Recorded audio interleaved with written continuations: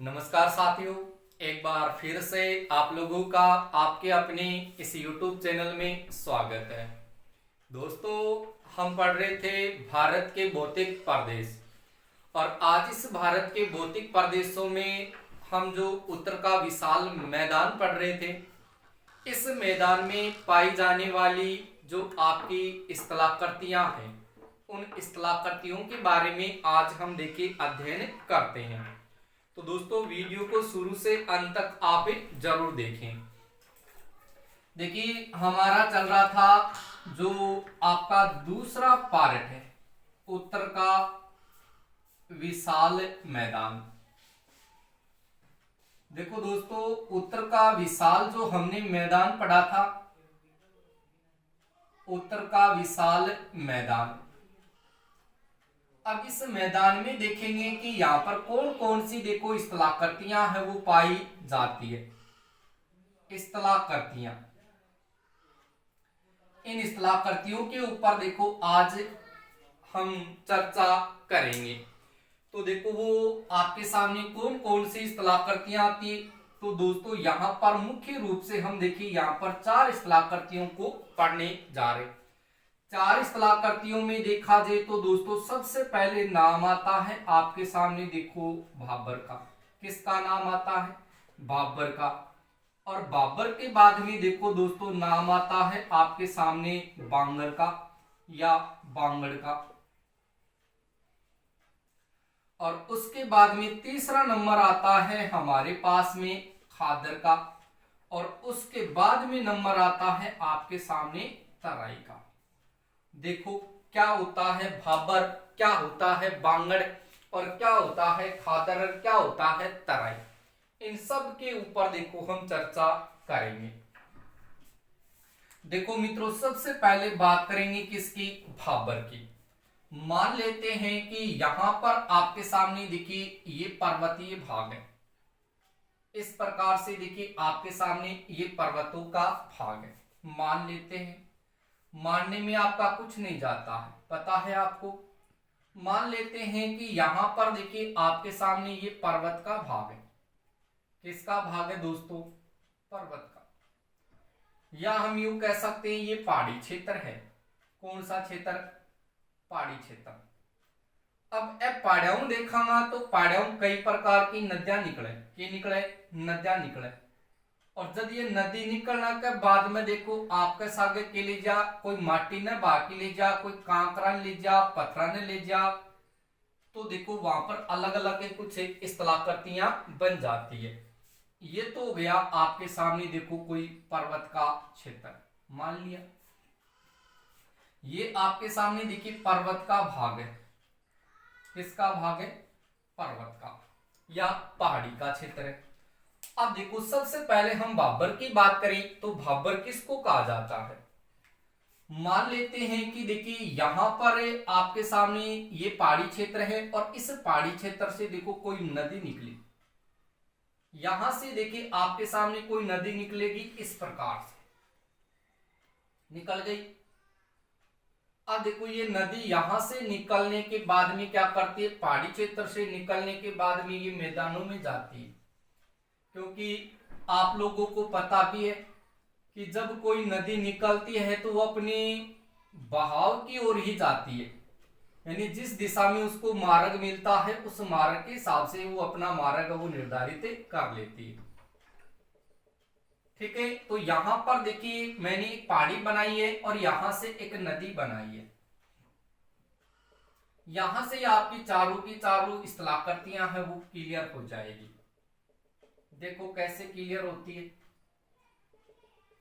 ये हो गई आपके सामने क्या? नदी। ये नदी है। ठीक है, अब यहां पर देखिए भाबर किसको कहा जाता, तो सबसे पहले हम भाबर के ऊपर चर्चा करते हैं। किसके ऊपर? भाबर के ऊपर। यानी भाबर किसको कहा जाएगा? तो देखिए जब कोई नदी अपने उद्गम स्थल से निकल रही, जब कोई नदी अपने उद्गम स्थल से निकलती है तो यहां से निकलने के बाद में ये नदी देखिए क्या करती है? अपने साथ कंकड़ और पत्थर है वो बहा करके लाती है। क्या लाती है? कांकर और पत्थर यानी कांकरा बाठा लेके आ गया नदी। यानी जब कोई नदी अपने उद्गम स्थल से ऐसे निकलेगी तो निकलने के बाद में देखिए जब वो कंकड़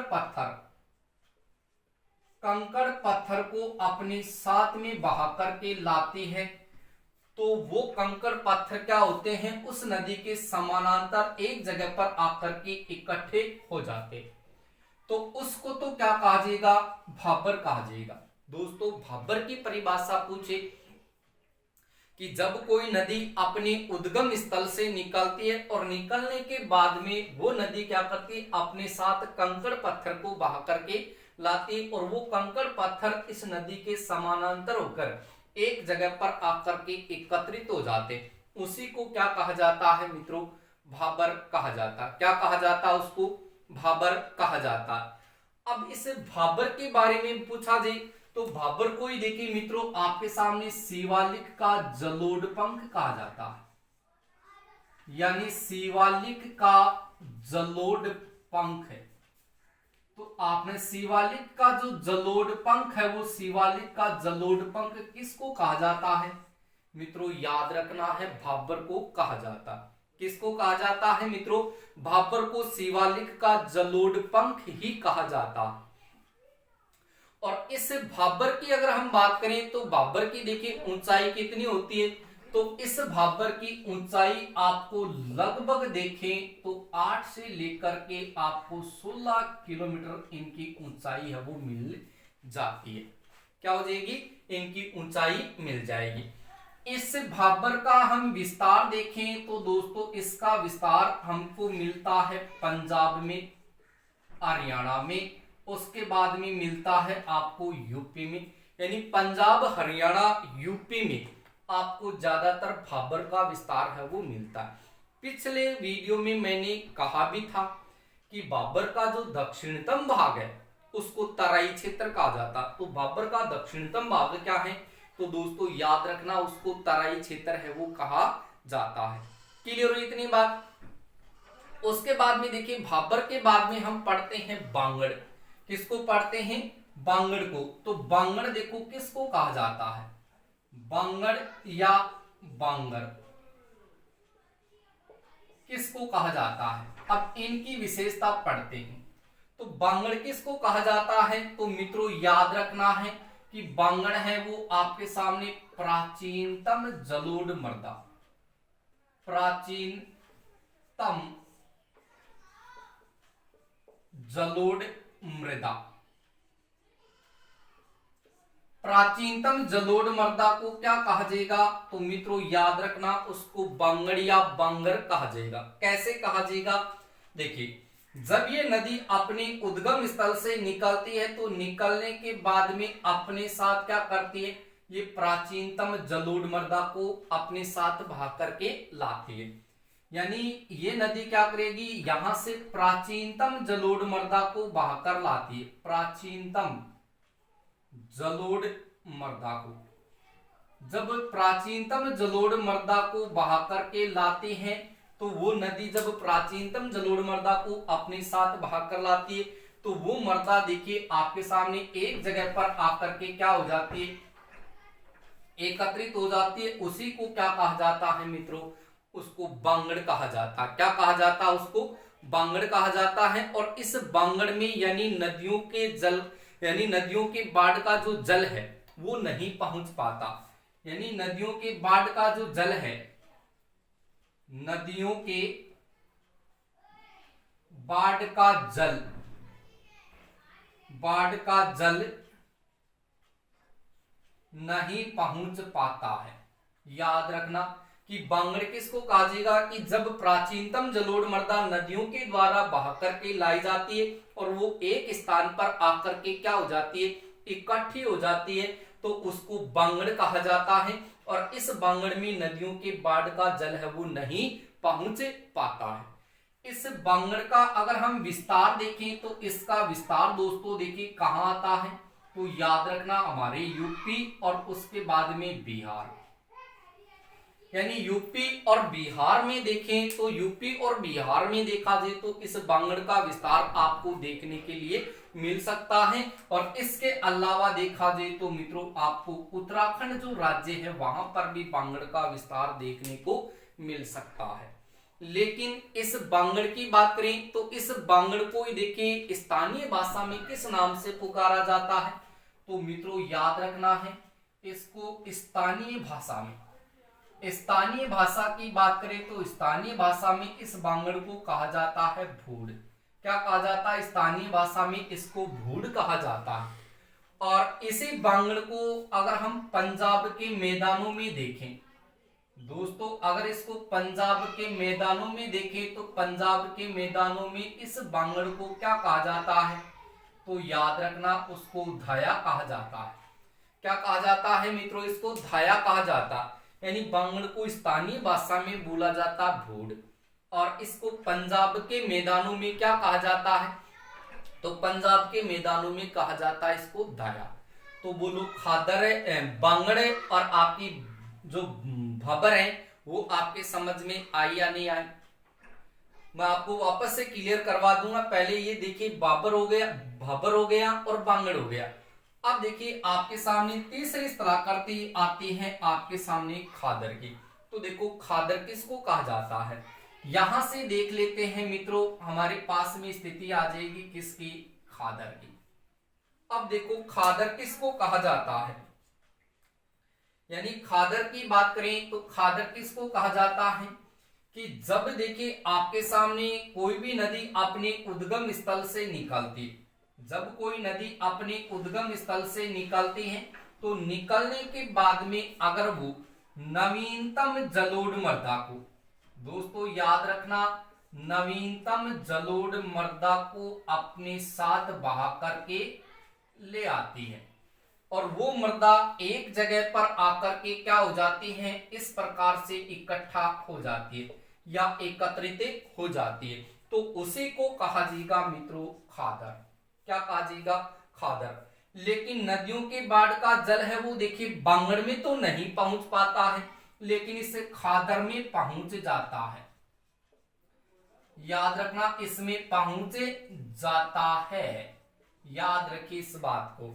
यानी बांगड़ और खादर में अगर स्थिति देखें तो मित्रों याद रखना कि जो आपका बांगड़ है इसमें नदियों के बाढ़ का जल है वो नहीं पहुंच पाता है, जबकि खादर में देखें तो नदियों के बाढ़ का जल है वो पहुंच जाता है। याद रह जाएगी ये बात। यानी यहाँ पर मैदानों का जो निचला भाग है इस भाग में बाढ़ का पानी है वो हर वर्ष पहुंचता है, हर वर्ष पहुंचता है किसमें? खादर में। और इसी खादर को देखा जाए मित्रों तो इसको आपके सामने कच्छारी प्रदेश, इसको कच्छारी प्रदेश के नाम से पुकारा जाता है या इसको बाढ़ का मैदान भी कहा जाता है। खादर को बाढ़ का मैदान व कच्छारी प्रदेश के नाम से पुकारा जाता है और खादर है वो नवीनतम जलोढ़ मृदा का भाग माना जाता है। और इस खादर का अगर हम विस्तार देखें दोस्तों तो खादर का विस्तार आपको कहां मिलेगा, तो याद रखना है हमें बिहार और साथ में आपका पश्चिमी बंगाल। यानी बिहार और पश्चिमी बंगाल की बात करें तो बिहार और पश्चिमी बंगाल में आपको खादर का विस्तार है वो देखने को मिल सकता है। क्लियर हुई बात?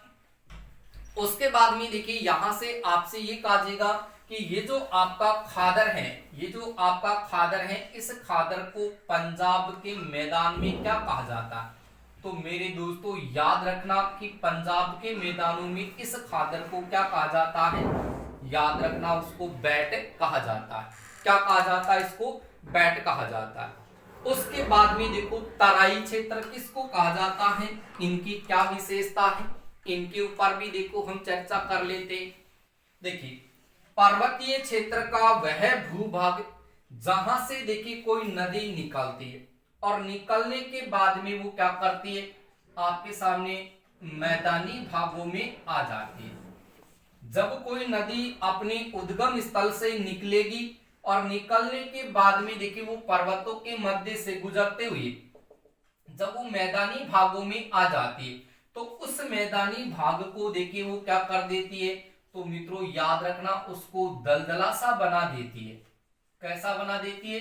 दलदला सा बना देती है। और इस दलदले से क्षेत्र को क्या कहा जाता है मित्रों? याद रखना तराई प्रदेश कहा जाता है। क्या कहा जाता है मित्रों?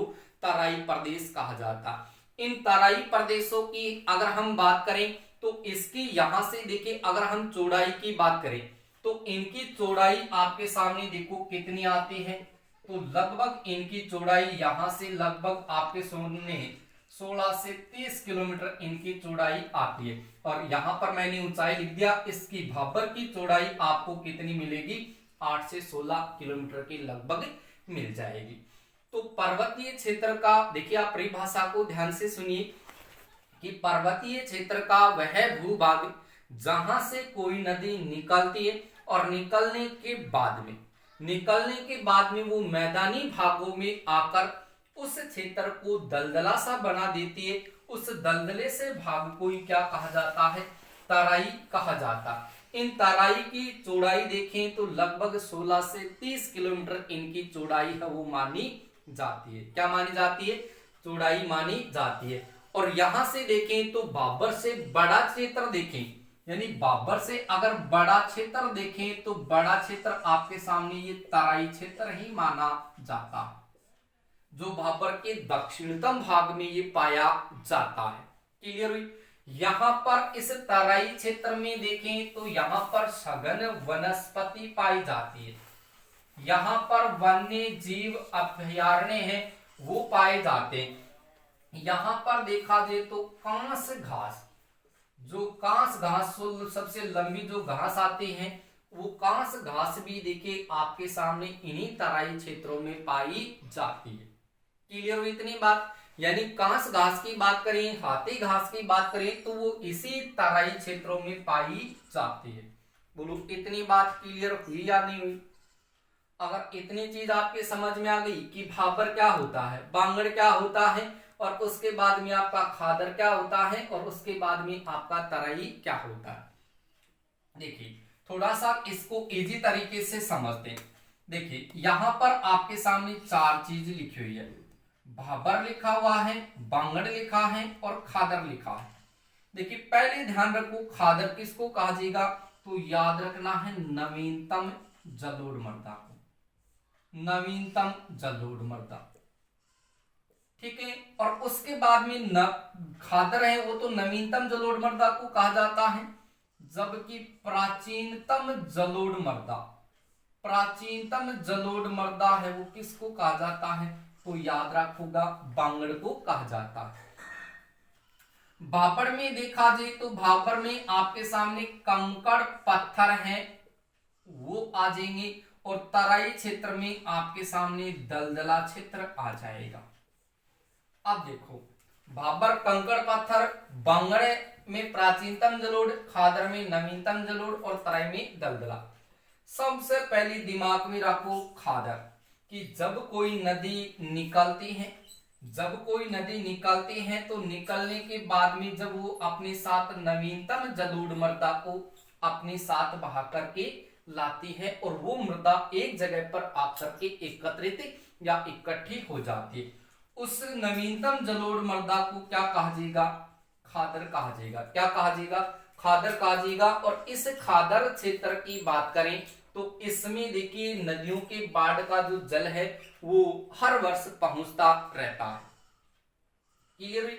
इस खादर को क्या कहा जाता है? तो मैंने देखिए यहां पर लिखा है कि खादर को कछारी प्रदेश, क्या कहा जाता है? इसको कछारी प्रदेश के नाम से व बाढ़ का मैदान के नाम से पुकारा जाता है। यानी इसमें बाढ़ का पानी है वो लगातार इसमें पहुंचता है, इसलिए इसको बाढ़ का मैदान कहा जाता खादर को। पंजाब के मैदान में देखा तो पंजाब के मैदान में इनके बोला तो याद रखना है बैठ, बैठ। क्या करना है आपको? बैठ। खादर को पंजाब के मैदान में कहा जाता है बैठ। क्लियर हुई इनकी बात? उसके बाद में याद रखोगा बांगड़ या बांगर, कि जब कोई नदी अपने उद्गम स्थल से निकलती है और निकलने के बाद में वो प्राचीनतम जलोढ़ मृदा को अपने साथ बहाकर के लाती है और वो एक जगह पर आकर के इकट्ठी हो जाती है या एकत्रित हो जाती है उस प्राचीनतम जलोढ़ मृदा को कहा जाता है बांगड़। बांगड़ को पंजाब के मैदान में क्या कहा जाता है, तो याद रखना है, इसको धाया कहा जाता है। ठीक है, इस नवीनतम जलोढ़ मृदा वाले भाग खादर को तो हमने क्या कहा, इसको कछारी प्रदेश में बाढ़ का मैदान, और इसको कहा जाता है मित्रों भूड। क्या कहा जाता है, देखिए मैंने यहां पर लिखा है कि इसको भूड के नाम से पुकारा जाता है। तो खादर को स्थानीय भाषा में तो कछारी का प्रदेश, बाढ़ का मैदान, और बांगड़ को कहा जाता है देखिए भूड, और इसको पंजाब के मैदान में बांगड़ को बोलते हैं दाया और खादर को बोलते हैं बैठ। क्लियर हुई। बांगड़ में देखें तो बांगड़ में देखा जाए तो यहां पर देखिए नदियों के बाढ़ का जल इसमें नहीं पहुंच पाता, इसलिए इस क्षेत्र को स्थानीय भाषा में बोल देते हैं भूड। खादर का विस्तार देखें तो खादर का विस्तार देखो कहां आ रहा है, यहाँ पर बिहार और पश्चिमी बंगाल में आ रहा है, जबकि बांगड़ का विस्तार कहां पर आ रहा है, यूपी और उत्तराखंड और बिहार के क्षेत्रों में इनका विस्तार आता है।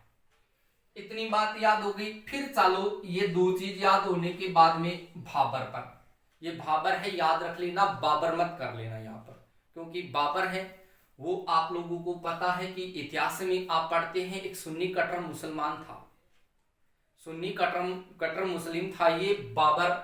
ठीक है, और इस बाबर से आप ध्यान ये रख सकते हैं भाबर याद रखना कि भाबर को शिवालिक का जलोढ़ पंख कहा जाता है, और इसकी चौड़ाई लगभग 8 से 16 किलोमीटर किजा पाया जा है पंजाब हरियाणा और यूपी में पाया जा। विशेषता क्या हो जाएगी, इसकी परिभाषा क्या हो जाएगी कि जब कोई नदी अपने उद्गम स्थल से निकलेगी तो निकलने के बाद में क्या करेगी, वो कंकड़ पत्थर को बहा करके लाएगी, और वो कंकड़ पत्थर उस नदी के समानांतर होते हुए एक जगह पर इकट्ठे हो जाएंगे, तो उनको कहा जाता है भाबर। क्या कहा जाता है, उसको भाबर कहा जाता है। क्लियर हुई इतनी बात। और भाबर का विस्तार मैंने बता दिया कि पंजाब हरियाणा और यूपी में देखने को मिलता है। शिवालिक का जलोढ़ पंख भाबर को ही कहा जाता है। भाबर से बड़ा जो भाग है वो कौन सा है, तराई है, जो भाबर के दक्षिण भाग में पाया जाता है। अब देखो तराई किसको कहते हैं, यानी कोई भी सूखा क्षेत्र है उस सूखा क्षेत्र को क्या कर दिया, गिल्ला कर दिया, तो वही मानो तराई है। कई बार करा को नहीं कि मकान बनवा देना तराई कर दो, करते हैं या नहीं करते हैं, यानी जब मकान बनाते हैं तो मकान में हम जैसे प्लास्टर करते हैं या उनकी चिनाई करते हैं तो बोलते हैं ना इसकी तराई कर दो, तो कर दो की भी तराई। यानी कोई भी सूखा क्षेत्र है, सूखा क्षेत्र को आपने गिल्ला कर दिया। ये मान लो कि तराई किसको कहा जाता कि पर्वतीय क्षेत्र का वह भूभाग, पर्वतीय क्षेत्र का वह भूभाग जहां से देखिए कोई नदी निकलती है, और जहां से कोई नदी निकलने के बाद में देखिए पहले वो पहाड़ी क्षेत्र में बहेगी और उसके बाद में वो कहां पर आ जाएगी, मैदानी भागों में आ जाएगी, और उस मैदानी भाग में आकर के उस मैदानी क्षेत्र को वो कैसा बना देगी, दलदला सा बना देगी। उस दलदले से क्षेत्र को क्या कहा जाएगा दोस्तों, तराई कहा जाएगा। और इन तराई की बात करें तो तराई की देखिए स्थिति देखें तो इनकी चौड़ाई लगभग 16 से लेकर के 30 किलोमीटर इनकी चौड़ाई है वो आपको प्राप्त होगी। इस तराई क्षेत्रों में देखा जाए तो इसमें सघन वनस्पति है वो पाई जाती है, साथ के साथ जो वन्य जीव अभ्यारण्य है वो यहाँ पर देखने को ज्यादा मिलते हैं, और यहाँ पर कांस घास है वो पाई जाती है, हाथी घास है वो आपके सामने पाई जाती है। तो ये है मित्रों आपके सामने कौन सा क्षेत्र, तराई क्षेत्र। क्लियर हुई इतनी बात। तो ये है आपके सामने 4 क्षेत्र जिनको आप यहां से याद है वो कर सकते हैं। बोलिए दोस्तों इतनी चीज आपकी याद हुई या नहीं हुई, आप कमेंट करके जरूर बताएं कि आपको खादर है, बांगड़ है, भाबर है और तराई क्षेत्र है ये याद हुई या नहीं।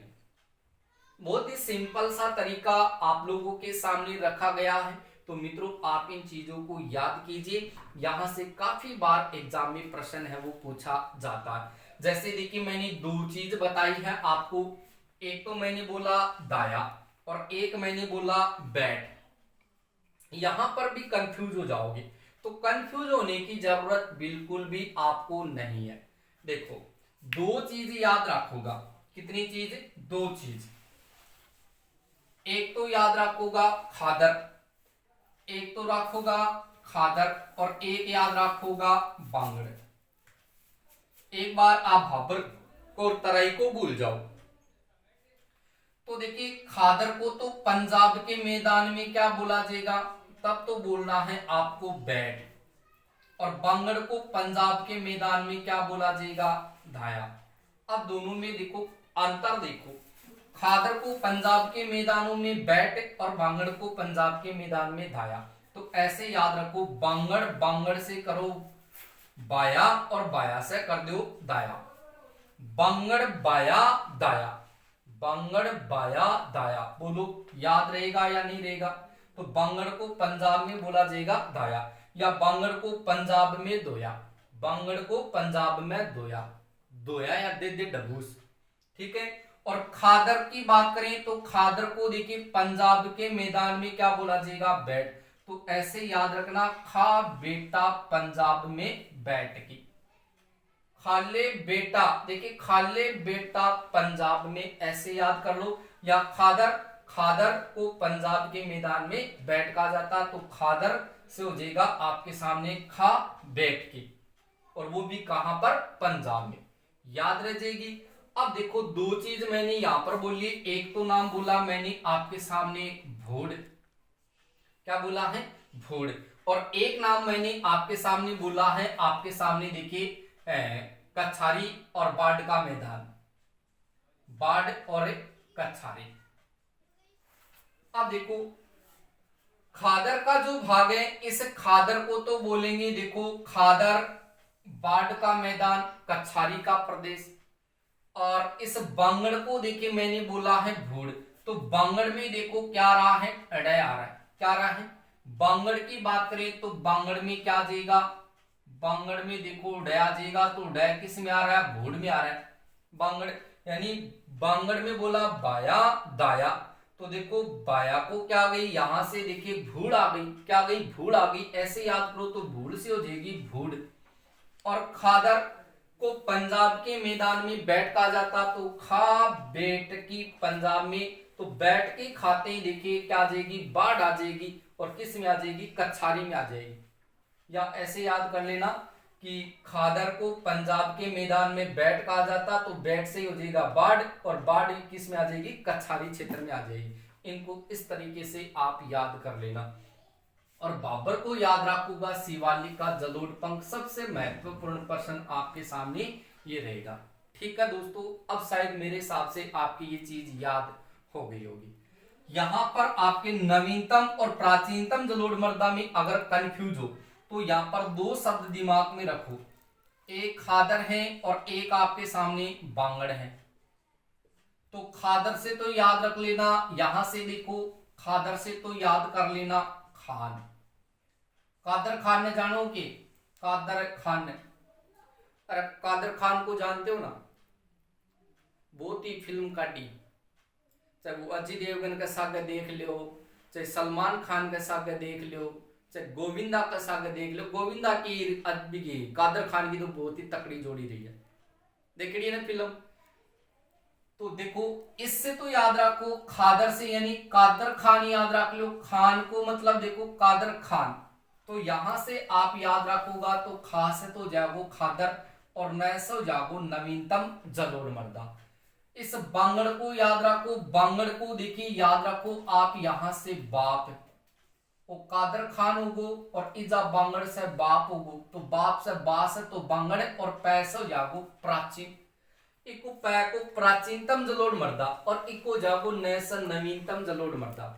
और इजा थनवीरो है का भाबर, भाबर का मायने के चीज दिमाग में रखनी, कई बार कह रहे छोरी तू भोबर खा ले, अरे छोरा तू भोबर खा ले, क्या कर रहे, यानी कोई चीज आपके खाने का मन करता है तो अपनी माँ या पापा जी को बोलते हैं कि मेरे को वो चीज खानी है, और वो लाने में असमर्थ होते हैं तो वो ऐसे बोलते हैं कि भोबर खा ले, चाहे वो लड़की को बोलते हैं चाहे वो लड़के को बोलते हैं, क्या कह रहे हैं कि भोबर खा ले, तो भोबर खा लिया, भोबर का मैंने सारी चीज आ गई, सारी चीज आ गई, सारी को मतलब के कंकर पत्थर, यानी जो भी आपका कचरा है वो कचरा बह करके आएगा नदी के साथ, वही मानो भोबर है, क्या है भोबर है, गोबर मत कर दियो।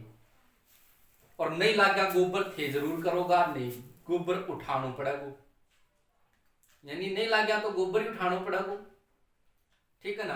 तो भाबर से याद रखो, भाबर भोबर, बोबर में आ जाएगा कंकड़ पत्थर, यानी नदी जब बहती है तो वो कंकड़ पत्थर को बाकर लाती है, वही आपकी भाबर है। और भाबर ने क्या बोला, पंख बोला कि को शिवालिक को जलोढ़ पंख, अति सी बात याद कर लो, ठीक है दोस्तों।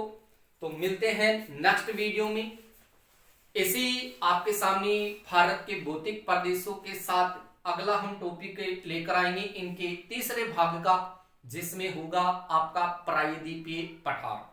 यानी प्रायद्वीपीय पठार बहुत ही इंपोर्टेंट टॉपिक है, वो रीट की दृष्टि से देख लीजिए, आप दिल्ली पुलिस के लिए देख लीजिए, फर्स्ट ग्रेड है, सेकंड ग्रेड है, आरएस है, आपकी सारी की सारी कंपटीशन की जो एग्जाम है उसके लिए इंपोर्टेंट रहेगा, ठीक है दोस्तों। तो आप इस वीडियो को आप अपने दोस्तों को अधिक से अधिक शेयर करें और लाइक करके अपने सुझाव के लिए आप कमेंट है वो जरूर करें, ठीक है दोस्तों। मिलेंगे नेक्स्ट वीडियो में।